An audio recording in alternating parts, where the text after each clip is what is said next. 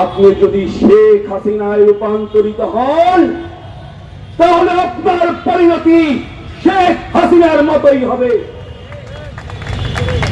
আগে যেমন জমিদারের বাড়ির সামনে দিয়ে জুতা পায়ে ছাতা মাথায় হেঁটে যাওয়া যেত না, আপনি সেই জমিদার নন। আপনি আমরাই আপনাকে ক্ষমতায় বসিয়েছি।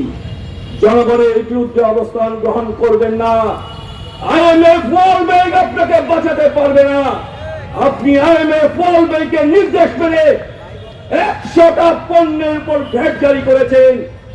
আপনার প্রেস সচিব, আপনার একজন মন্ত্রী উপদেষ্টা বলেছেন এতে জনগণের কোনো সামান্য ক্ষতিও হবে না। আপনার এই ভ্যাট জারির কারণেই জনগণের পকেট থেকে 12,000 কোটি টাকা আপনার কোষাগারে জমা হবে। সেইটা দিয়ে আপনারা কি করবেন? সেইটা দিয়ে জনগণের বিরুদ্ধে লড়াই করার জন্য অস্ত্র কিনবেন, জল কামান কিনবেন। আপনি যদি শেখ হাসিনা হতে চান তাহলে জনগণ আপনাকে বরদাস্ত করবে না।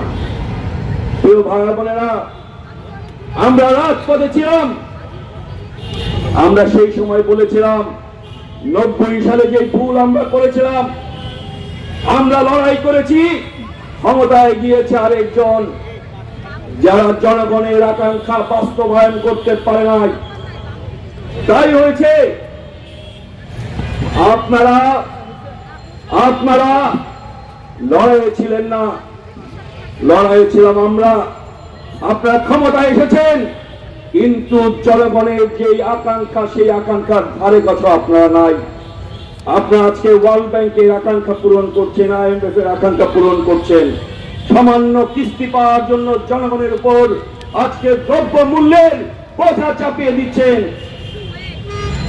আমরা গণতান্ত্রিক অধিকার কমিটি এই কথা বলতে চাই, জনগণের পক্ষ থেকে বলতে চাই।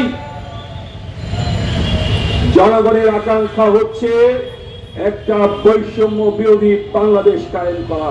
যদি ক্ষমতায় বসেই আপনি যেই কাজ করেছেন সেই কাজ সাধারণ সভ্য মানুষও করে না।